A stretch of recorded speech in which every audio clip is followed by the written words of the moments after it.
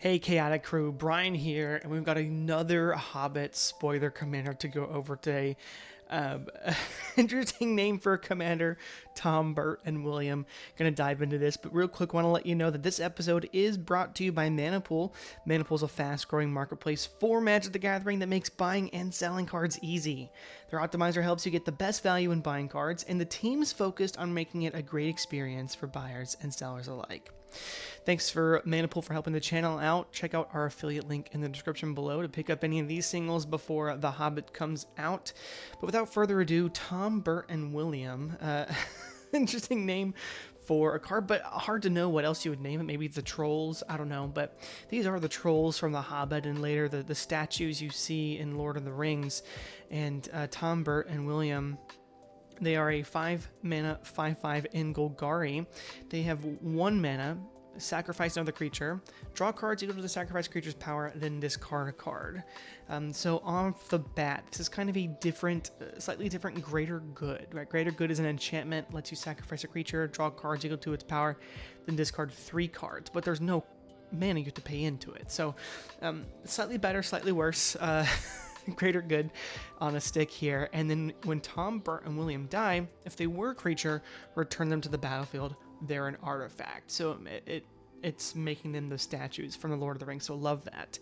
And really cool here. When you think of Greater Good decks, they're pretty much combo decks, right? You want to be consistently looping cards, drawing cards, right? And maybe discarding other cards in the graveyard to reanimate, and then reanimating them, and then drawing more cards. So there's a lot of that goes on in those kind of decks. This deck can do something pretty similar. I thought I would go more on the route of, yes, combo, but we're trying to draw cards. And we have a few cards, a handful, that are payoffs for drawing a ton of cards. So that's the idea. We also have a card in here that makes it so that if we do run out of cards in our library, we can, exile or put our whole graveyard back into our library and sort of keep us alive a little bit longer. But something to keep in mind there. Going for creatures, we got 30 of them. And basically, they're in a few groups. You have your small ramp, right? We got Birds of Paradise, Fanatic of Ronus. Gwenna is really great because Gwenna can retap to add more mana and also use its mana for your commander. We've got Sakura Tribe Elder. Those are great low-to-the-ground creatures that help give us more mana, right? We also have cards that are cheap, but can also provide a lot of value to sacrifice to our commander, right? Bebop and Rocksteady is a 3 mana 7/5, so for 4 mana, we draw 7 cards and discard a card. That's pretty strong, right? Any Causal Vestige for 5 mana. We're drawing essentially 8 cards and, getting a card free on the battlefield and discarding a card. So there's a lot that goes there, right? Beifong's Bounty Hunters is really great here too, because whenever a non-land creature we control dies, we Earthbend X, where X is that creature's power. So this essentially lets us put a ton of plus and plus counters on a single land, and then use that land to pay for the cost of our commander, sacrifice it, draw even more cards, and then, just be able to get that land back and continue the process over and over again. So really strong there. So cards like that. Galta is a cheap way to get 12 power out in the battlefield, right? Goreclaw helps cheapen our cards. Honest Rusting helps make our cards cheaper, and can return a creature from our graveyard to our hand late game, which is always nice too. So some really strong contenders there. We also have Zoophyte, Osteoharmonis to continuously get high power creatures out. Slumbering Trudge is just essentially 1 mana 6/6, so really, really strong there. We also have cards like Archon of Cruelty, which is a big beater, right? We want to maybe reanimate this. It does a lot when it enters and when it attacks, and so being able to reanimate this is also pretty nice. Disciple of Freyalise is kind of a backup of our commander. We not only get to draw cards, but we do get to gain life too, which is so fantastic. And then we have Galta, Stampede Tyrant, which is really great to put all of our creatures from our hand onto the battlefield. So pretty fantastic there. Some other cards that are really great. We're running Shieldred. This is sort of a payoff for drawing a ton of cards, right? We're gaining a lot of life with this. Starving Revenant and Starscream are going to make it so that we're burning our opponents out as we're drawing cards. And then Psychosis Crawler does the same thing, but on a wider scale. So those are kind of the win cons in the deck, right? Shieldred isn't really a win con because you're not going to win off of gaining so much life, but it helps you stay in the game a lot longer as you start to become a very clear threat to your opponents, right? Icetail Explorer and Ravenap Excavator help get lands out of our graveyards. Grave Researcher is a way to get creatures out of our graveyards and to continuously reanimate, so that's really, really strong there too. Pitiless Plunderer replaces our creatures with treasures to be able to continue the sacrifice, outlet. And then we also have Topiary Stomper to get a land out, sacrifice it, draw some cards. Wayward Swarthtooth gives us some extra land drops. So both really strong there to help continue there. And then we do run Frenzied Bailiff. It's kind of been on the screen a bit, but that is a way to sort of get past Teferi's protection in a creature-heavy deck. So I love having it here, and it makes our creatures unable to be countered, which is always nice too. Gixian Puppeteer, again, goes kind of with the Psychosis Crawler and Starving Revenant side of things. It's not every card we draw, but the second card we draw each turn. Gonna be doing stuff, and then it replaces itself when it dies too, so we can also sacrifice this if needed. And then some other cards here that I haven't mentioned yet. Noxious Gearhulk just has some removal. Calaxion as another cheap way to draw a bunch of cards, and then Reclamation Sage as some solid enchantment or artifact removal too. 13 sorceries. Most of these are going to be ramp, reanimation, or board wipe. So, Living Death is obviously a big piece here. Rise of the Witch King, reanimate, or victimize are ways to get creatures out of the graveyard. And then we have some removal: Assassin's Trophy, Beast Within, Tear Asunder, Snuff Out, running Malakir Rebirth and Undying Evil to sort of like get double value off of our creatures. We could run more of these kind of cards, but I think that kind of makes the deck a little too samey. Noxious Revival is really great too to get a creature from our graveyard back to our library, or maybe mess someone else up who's trying to reanimate something. And then artifact-wise, we've got some pretty strong ones. Great Hinge and Skulls board to take advantage of the high power creatures we have and give us more value that way. Thought Vessel is a way to make us have no max hand size. Lightning Greaves for protection. Perpetual Timepiece to put our graveyard back into our library so we don't deck ourselves. Lumbering World Wagon's great here too because it's a way to ramp us, and then it also gets really big later in the game when we can sacrifice it to our commander. And Exploration Broodship is also interesting. You don't really care about playing the additional lands early on. Sure, it can be helpful, but being able to make this have 3+ counters, then you can play an additional land in each of your turns, and then later add more counters to it and sacrifice it is always really great. And Cauldron of Essence is also fantastic. It sort of drains our opponents and gains us life, and then we can also sacrifice a creature to return another creature. So sort of almost goblin engineering, except instead of artifacts, it's creatures. Except instead of artifacts, it's creatures. And then enchantments, Animate Dead is great to get stuff out of the graveyard. We are running Greater Good just because this is a very similar to a Greater Good kind of deck.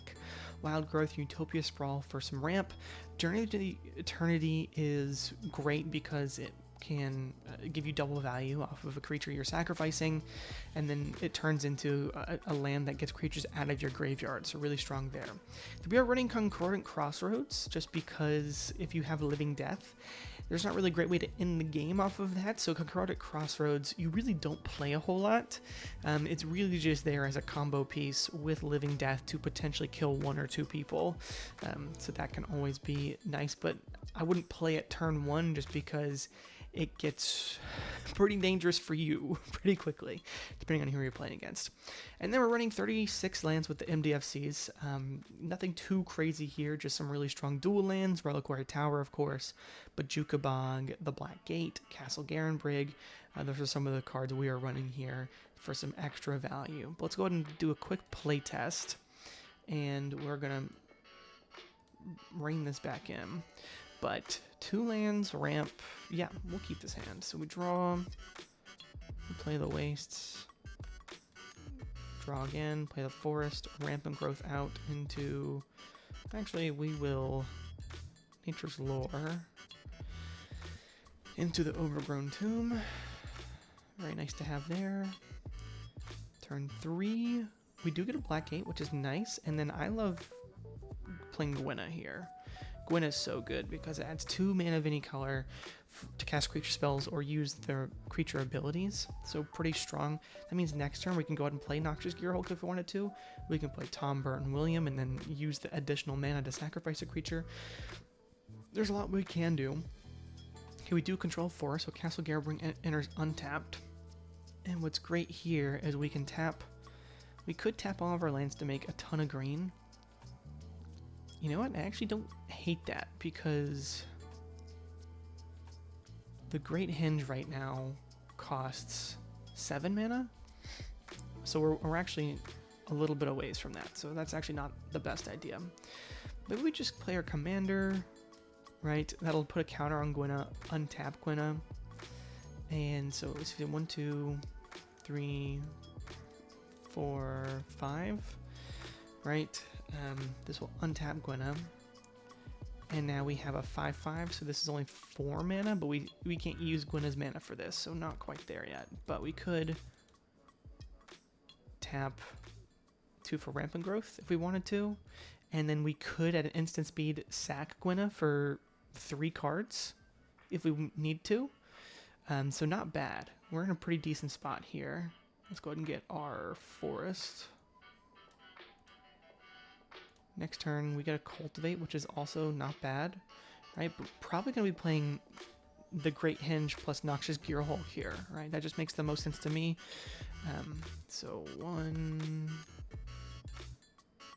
2, 3, 4, 5, for 6 mana.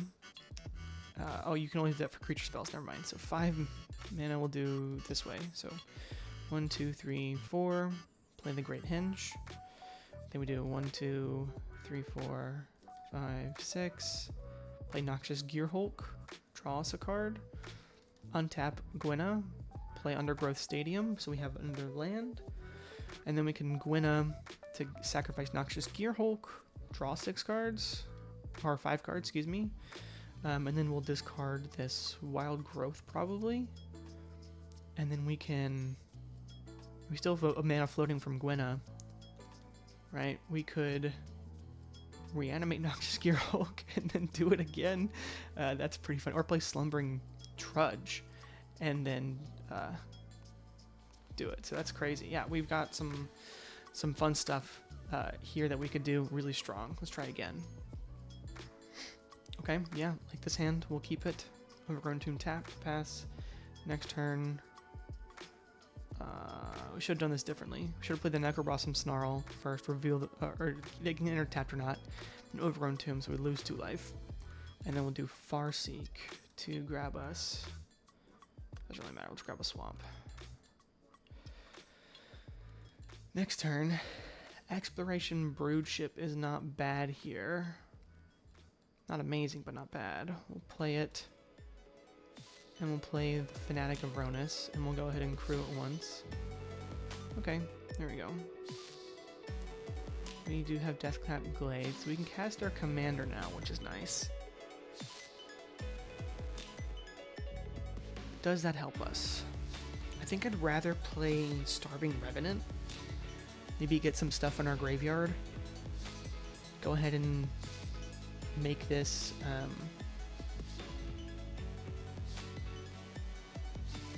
so I can play Starving Revenant and then I can pay 4 mana for Greater Good, which I think I like better.